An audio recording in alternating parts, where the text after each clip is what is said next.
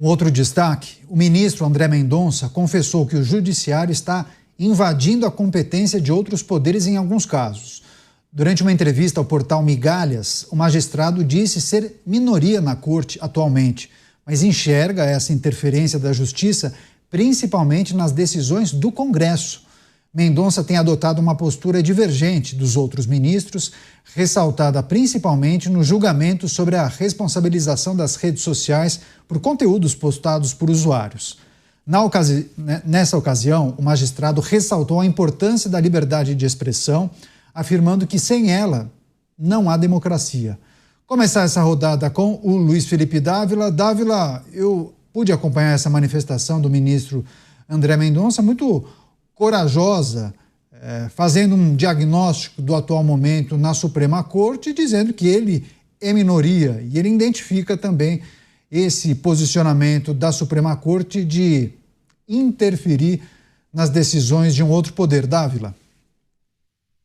O ministro André Mendonça demonstra grande coragem entre um STF cada vez mais político, mobilizado pelo ativismo judicial, ter coragem de dizer qual é o real papel do Supremo Tribunal Federal.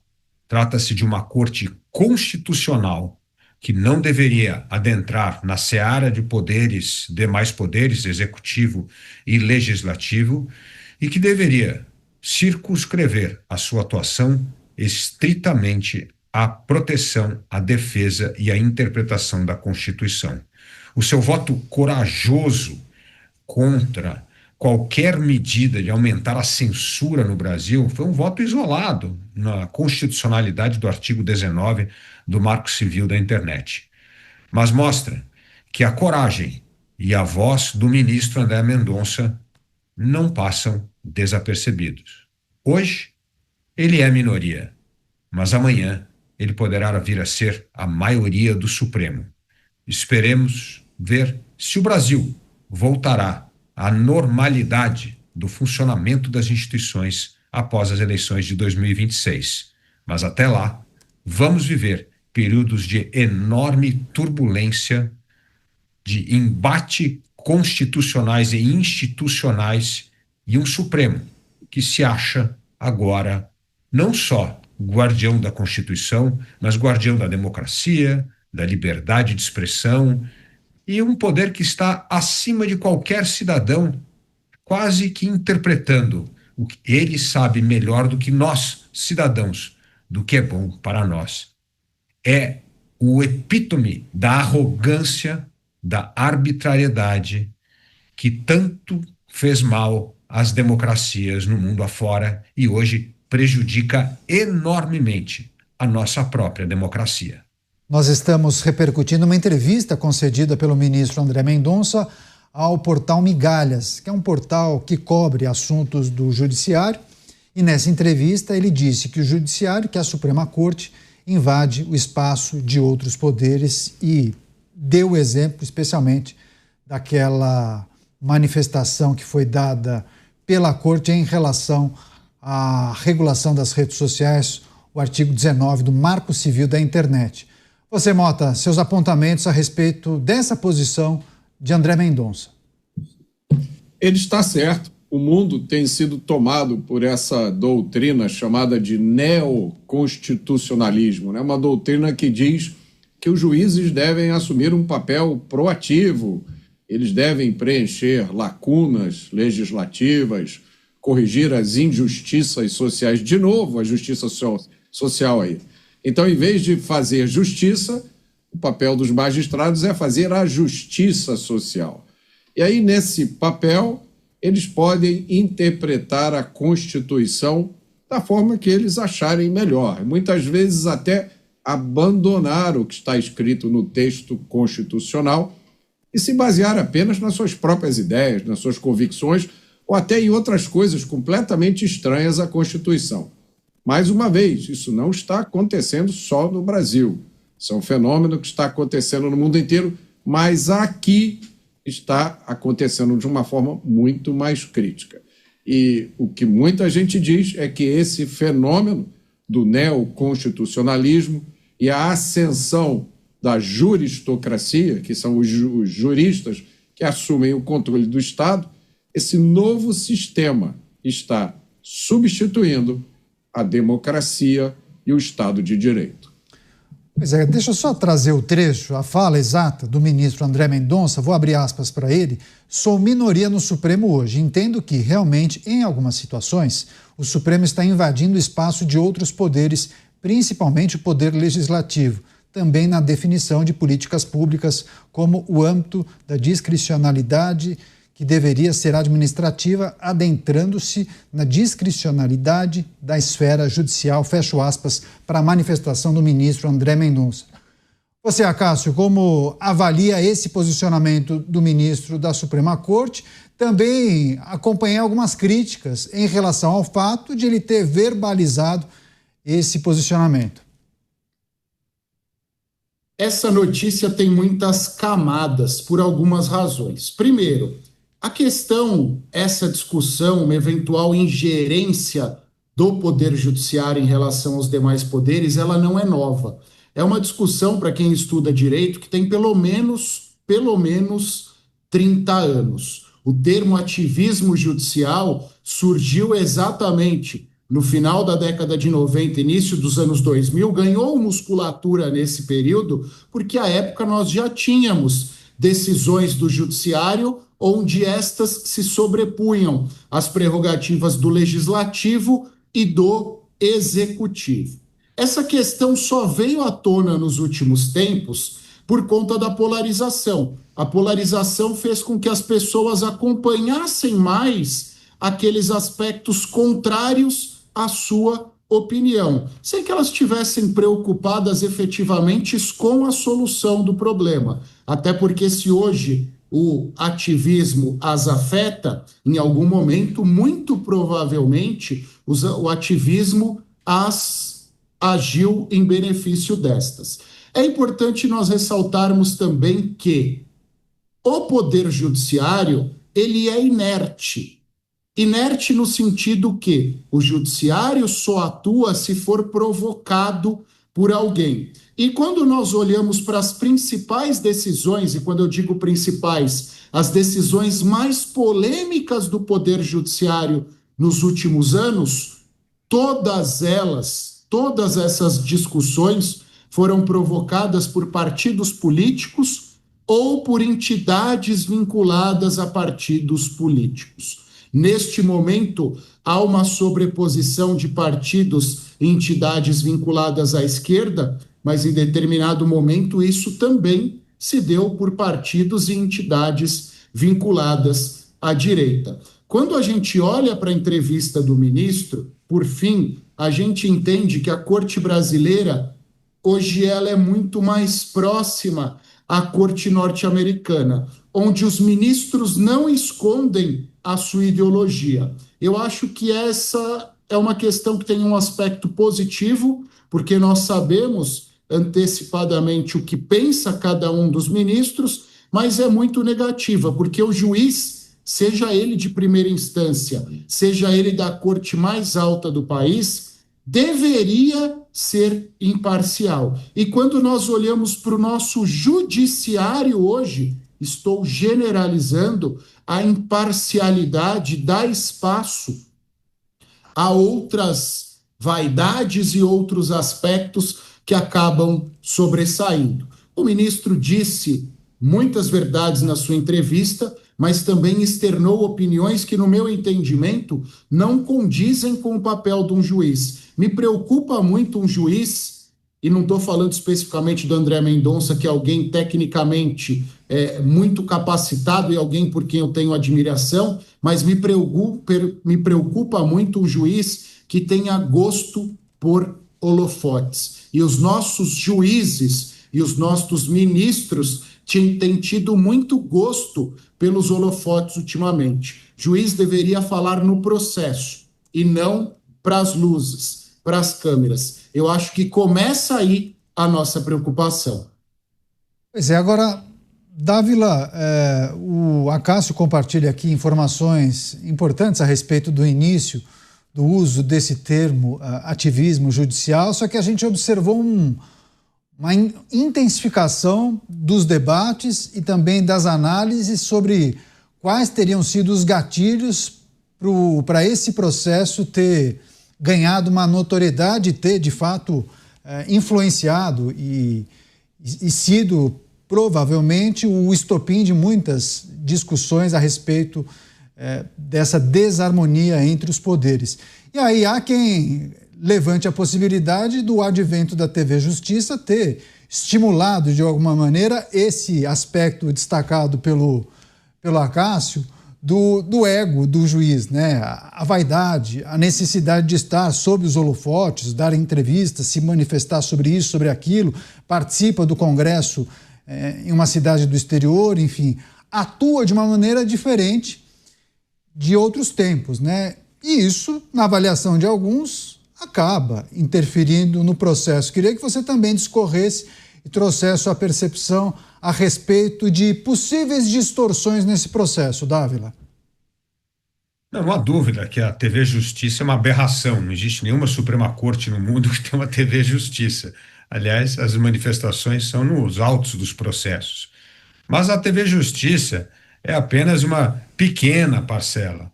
O problema é quando membros da Suprema Corte passam a gostar de fazer política. Esse é o problema. Você gosta de fazer política, pendure a toga e vá disputar a eleição.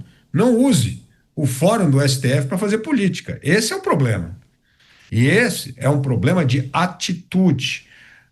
Canhato, ontem mesmo nós demos uma notícia aqui nos Pingos nos Is do tamanho desprestígio do Supremo Tribunal Federal, do governo do Congresso. 60% da população hoje tem uma péssima avaliação do Supremo, do Congresso e do governo. Por quê? Porque se a Suprema Corte tivesse sido fiel ao seu papel de guardiã da Constituição, a reputação dela hoje seria gigantesca, porque ela estaria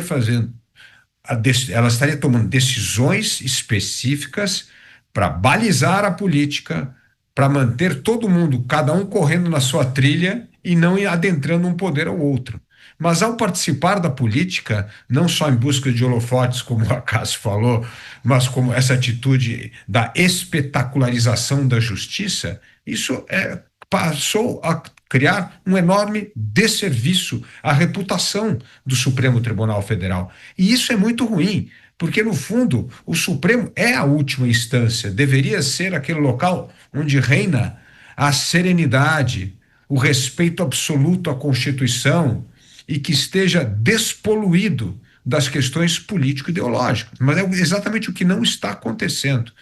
Então, eu vejo que o grande desafio que nós vamos ter a partir do próximo governo, onde desanuvia um pouco essa polarização, o radicalismo político, é fazer com que o Supremo volte a ser uma corte constitucional. É fundamental esse papel.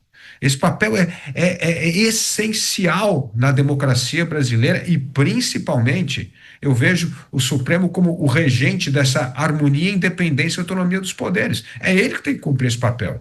Então, do jeito que está, é péssimo. Aumenta a insegurança jurídica, aumenta a desconfiança das regras do jogo, e isso gera enorme insegurança no país. E ao gerar insegurança, nós não conseguimos atrair investimento de longo prazo, nós não conseguimos fazer com que o Brasil volte a crescer de maneira sustentável. Então, recuperar o papel de corte constitucional e deixar de atuar como um fórum político é algo urgente e imprescindível para a Suprema Corte recuperar o seu papel protagonista. E esse papel protagonista é um papel de discrição, de serenidade, de respeito e cumprimento às regras do jogo e da Constituição. Programa Os Pingos nos Is, recebendo as pessoas que nos acompanham pelas emissoras de rádio espalhadas por todo o Brasil. A notícia em destaque, uma manifestação feita pelo ministro do Supremo Tribunal Federal, André Mendonça, avaliando, fazendo um diagnóstico em que, na percepção dele, o judiciário, a justiça brasileira, na figura do STF, interfere em decisões do Congresso Nacional.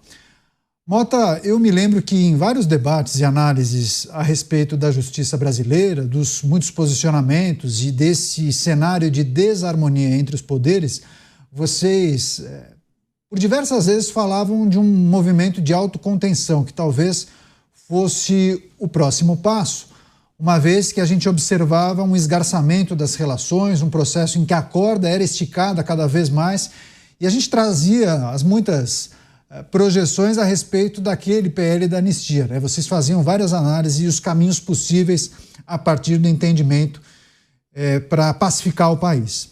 Pois bem, só que assim, a cada semana surge uma informação, uma notícia de uma nova ação que foi ajuizada na Suprema Corte.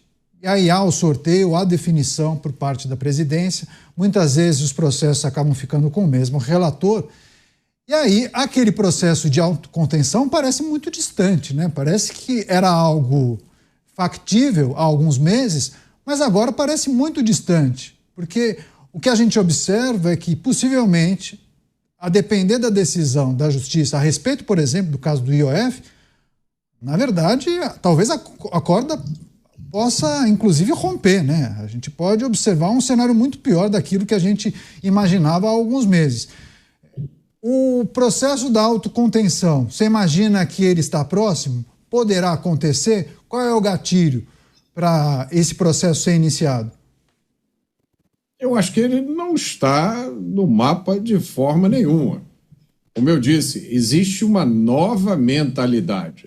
A mentalidade representada por essa doutrina do neoconstitucionalismo, muita gente também fala no panconstitucionalismo. Então, é uma mentalidade de que dar a última palavra sobre qualquer assunto para magistrados é defender a liberdade, defender a democracia, defender o Estado de Direito. Então, por que as pessoas vão abrir mão desse poder? Eu vou discordar aqui dos meus amigos, né? Eu vou discordar aqui de quase tudo que eles disseram.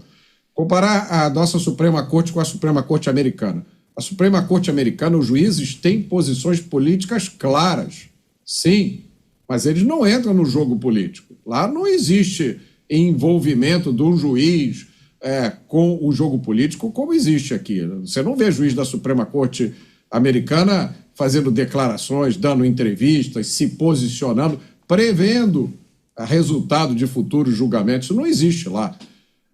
Eu também não acho que a TV Justiça é problema. Eu acho que é uma simplificação exagerada a gente dizer que depois que foi criada a TV Justiça, aí os magistrados, porque querem aparecer na TV, estão fazendo coisas que de outra forma eles não fariam. Eu também não acho que radicalismo ou polarização é o problema. Radicalismo político no Brasil sempre existiu. O que acontece é que antigamente existia um polo só. Era só uma corrente de opinião que podia ser radical. Aí quando surge uma outra corrente, aí agora todos os problemas do mundo são por causa do radicalismo e da polarização. Eu também não acho que a Suprema Corte é o maestro dos três poderes. Para mim, o papel da Suprema Corte é claro. Ela é guardiã da Constituição. Ela, quando provocada e de forma bastante seletiva, ela examina leis, atos do Congresso ou do Poder Executivo e diz: isso é constitucional, isso não é constitucional. Simples assim, é assim que funciona nos Estados Unidos. Nos Estados Unidos, a Suprema Corte não julga ninguém. Vocês já viram a Suprema Corte americana condenando alguém à prisão? Não, lá não acontece isso. E aí vem o outro aspecto que você mencionou, Caniato, que é a autocontenção, ou seja, é quando o tribunal pode tomar uma decisão, mas ele não toma porque ele diz: isso é decisão dos estados. A gente vai lembrar do caso do decisão Roe versus Wade, que disse que o aborto era um direito constitucional nos Estados Unidos em 1973. Se não me engano, foi ano passado ou ano retrasado, a Suprema Corte americana voltou atrás e disse: não existe esse direito na Constituição, isso vai ser decidido por cada estado. Então ela abriu mão de tomar essa decisão e deixou que cada estado, através dos seus parlamentares, resolvam isso. A Suprema Corte americana julga, se eu não me engano, 80 casos por ano. Mais ou menos 1% da quantidade de casos que ela julga. E aí eu não vou resistir a dar o meu diagnóstico aqui. O problema, meus amigos, está na Constituição de 1988. O que a gente está vivendo É o que está escrito lá. É uma Constituição que o saudoso Roberto Campos classificou como uma mistura de catálogo de utopias com regulamentação minuciosa do efêmero. E aí é inevitável que as pessoas perguntem, mas então, será que uma nova Constituição vai ser a solução? Olhando para esse cenário que a gente está vivendo, eu não acredito. Pois é, a gente vai seguir acompanhando essas movimentações e caso mais algum ministro dê uma declaração, talvez até respondendo a André Mendonça, claro que a gente traz aqui e debate com os nossos analistas.